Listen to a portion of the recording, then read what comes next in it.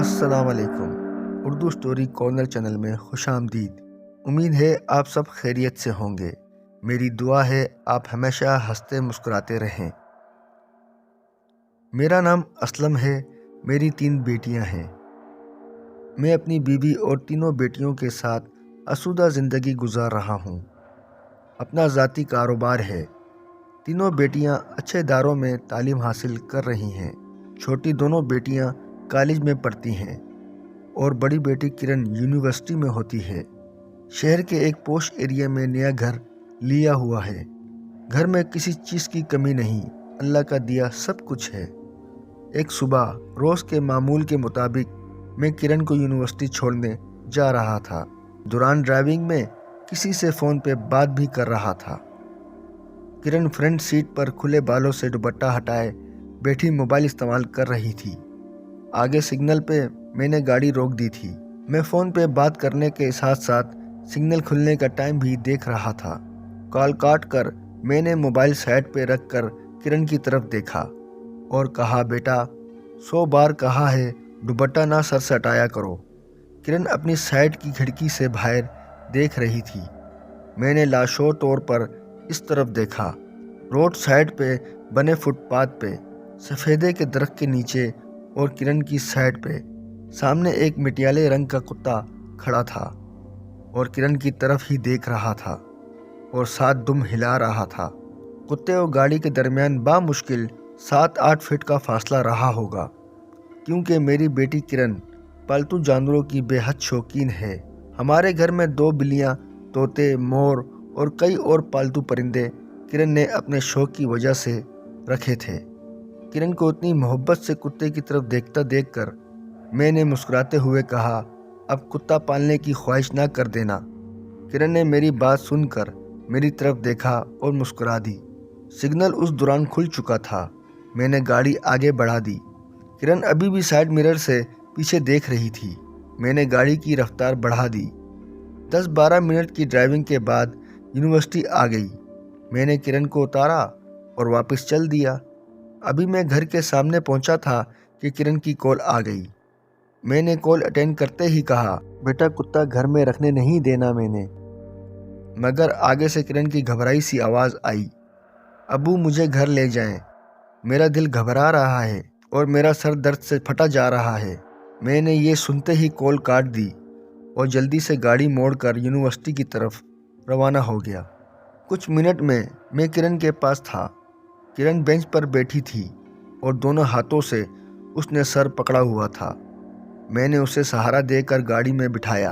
वापसी पे मैं बार बार पूछे जा रहा था कि किरण क्या हो रहा है, मगर किरण ने कोई जवाब ना दिया, बस सर को पकड़कर बैठी रही। मैंने परेशानी के आलम में किरण की अम्मी को फ़ोन करके कहा कि जल्दी से गेट के बाहर आओ, किरण की तबीयत ठीक नहीं, अस्पताल जाना है। मेरा घर अस्पताल जाने के रास्ते में है। घर के गेट पर किरण की माँ परेशान खड़ी थी। गाड़ी में बैठते ही उसने सवालों की बौछार कर दी, मगर मैं तो खुद ला इल्म था।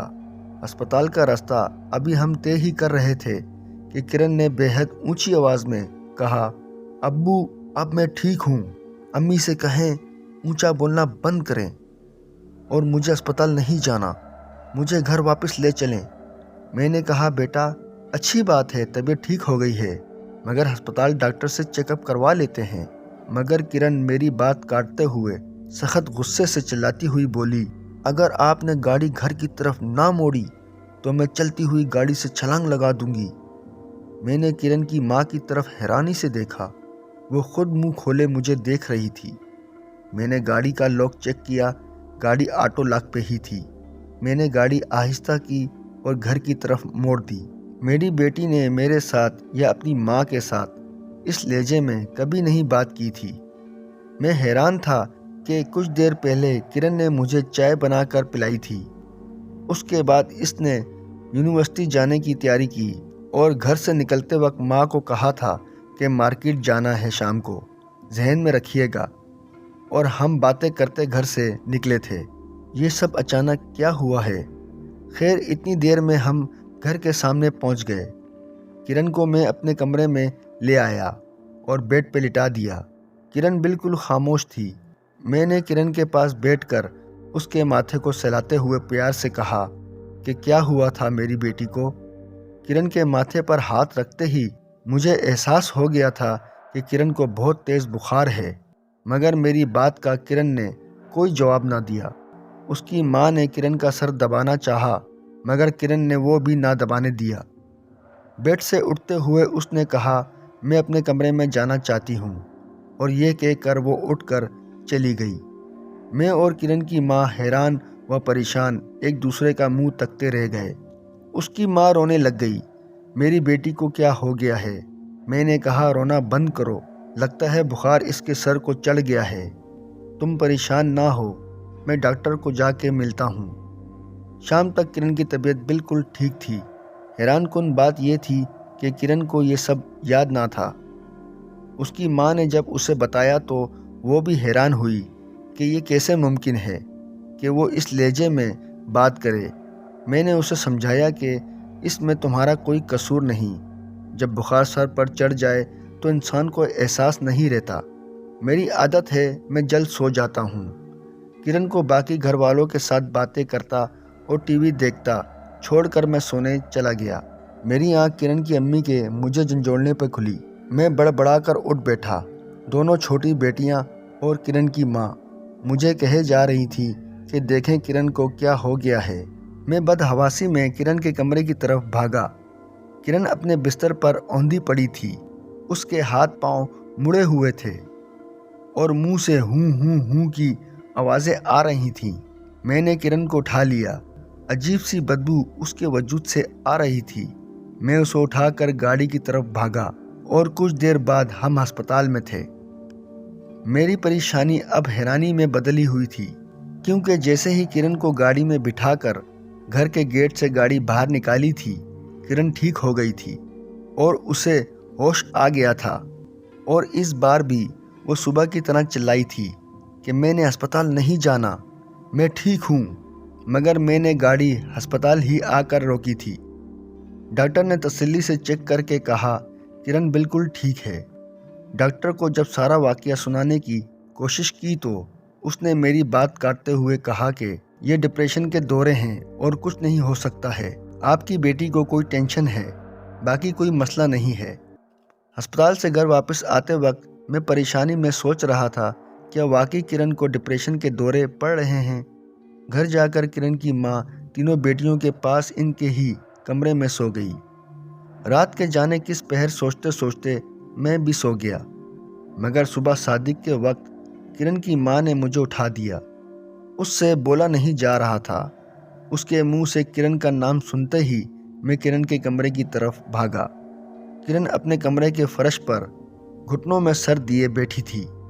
मैंने आगे बढ़कर इसे उठाने की कोशिश की तो मैं हैरान रह गया। किरण के आधे सर के बालों से इसके घुटने बंधे हुए थे और आधे सर के बालों से उसके हाथ पीछे करके बंधे थे। मेरी दोनों छोटी बेटियां सहमी सी एक तरफ खड़ी थीं। मैंने जल्दी से बालों को दोनों गांठ खोलने की कोशिश की।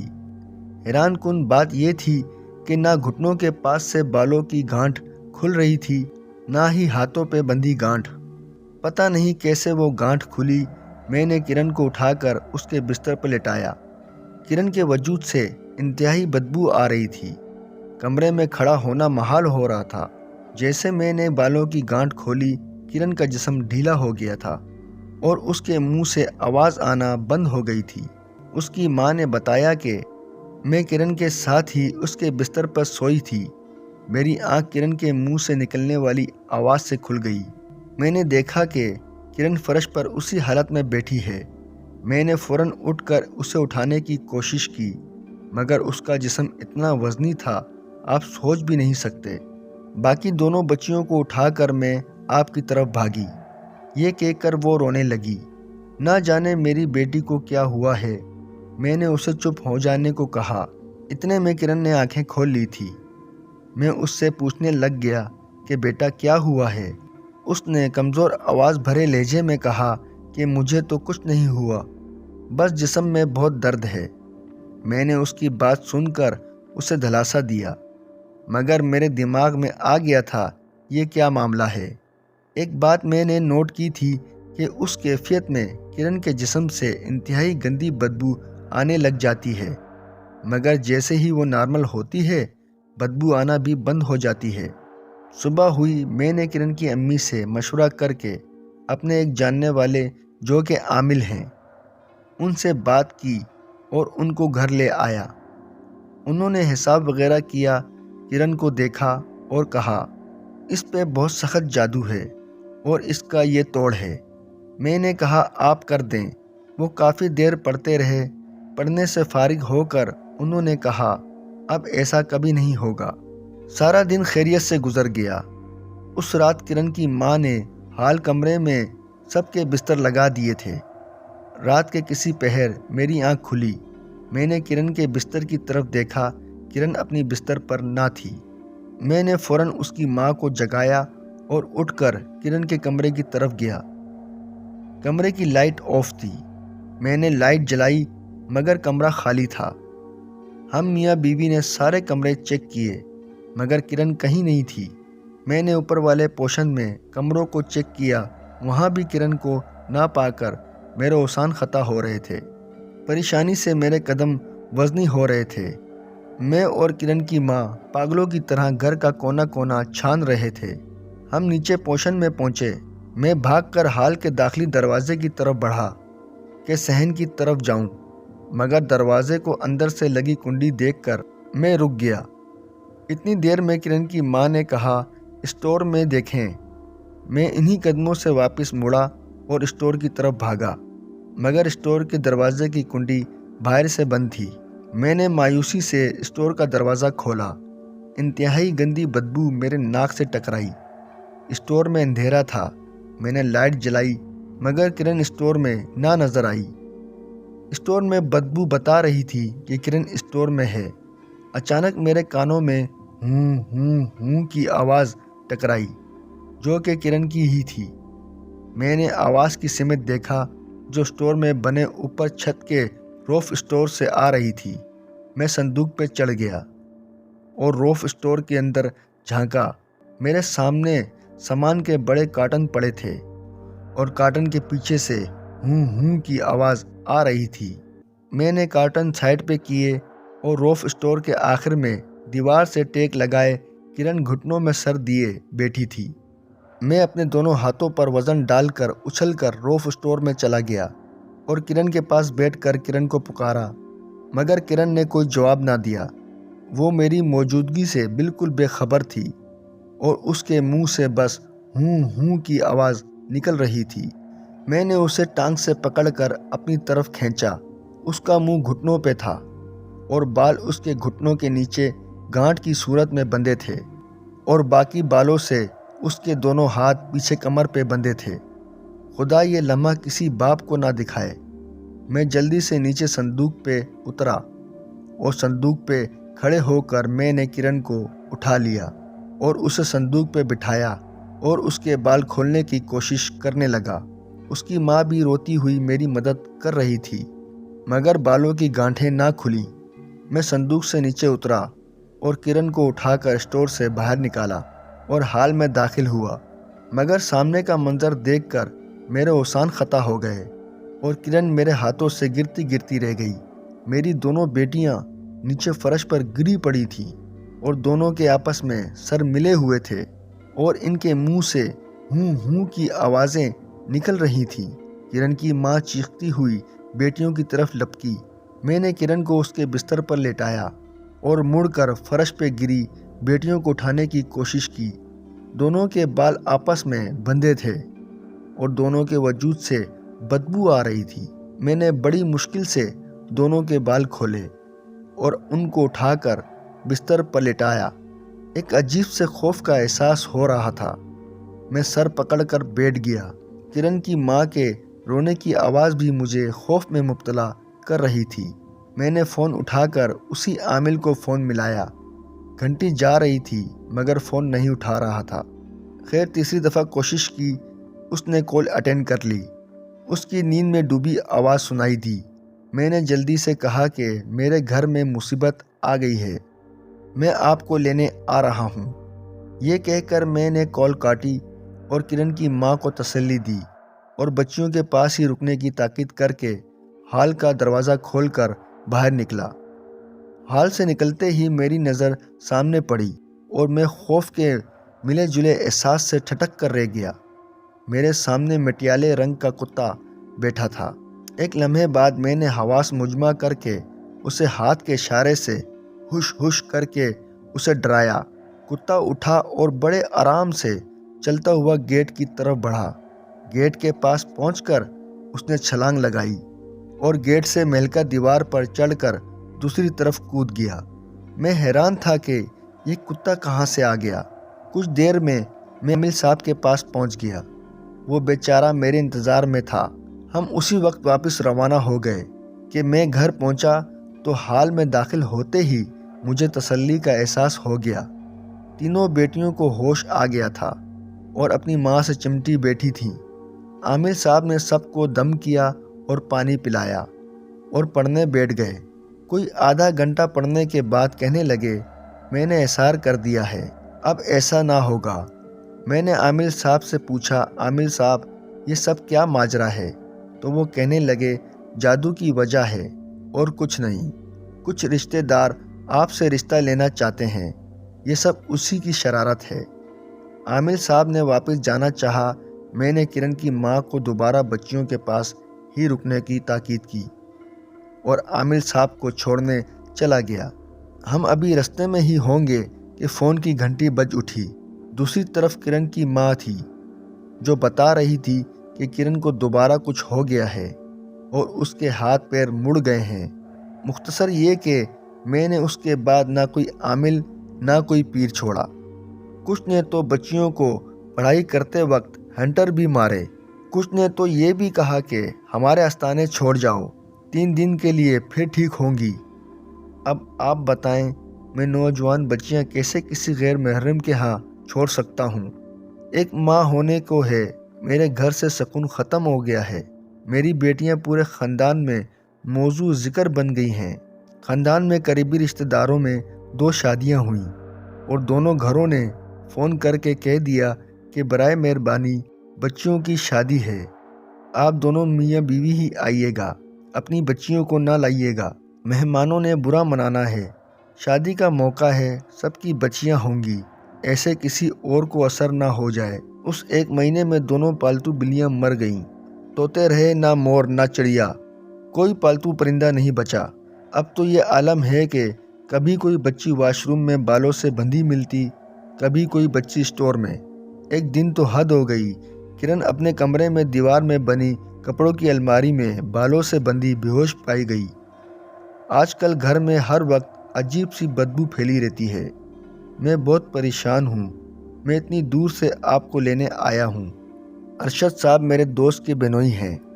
मेरे दोस्त की बीवी ने अरशद साहब की बीवी से बातों बातों में जिक्र किया तो उन्होंने आपका बताया।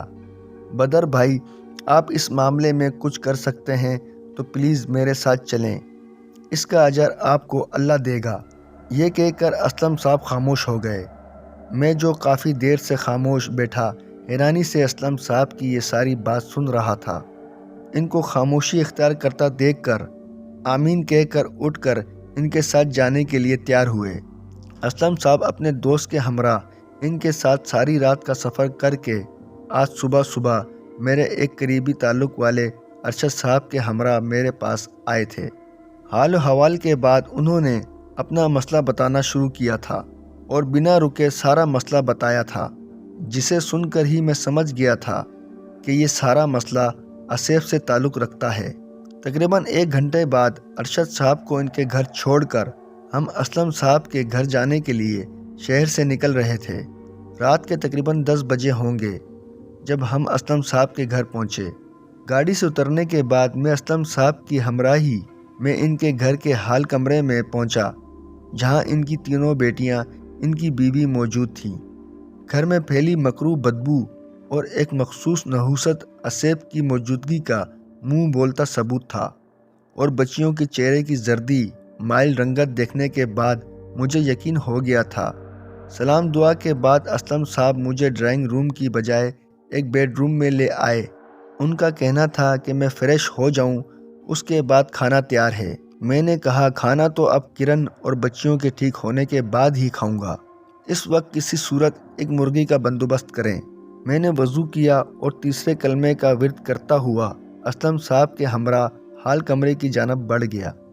उस रात के धुंध भरी शहर के वक्त तकरीबन 4 बजे के बाद मैं असलम साहब और इनकी तीनों बेटियों के साथ किरण की यूनिवर्सिटी के रोड पे सफ़ेदे के दरख्त के नीचे गाड़ी रोककर अपने सामने खड़े एक मटियाले रंग के कुत्ते के आगे एक ज़िबाशुदा मुर्गी रख रहा था।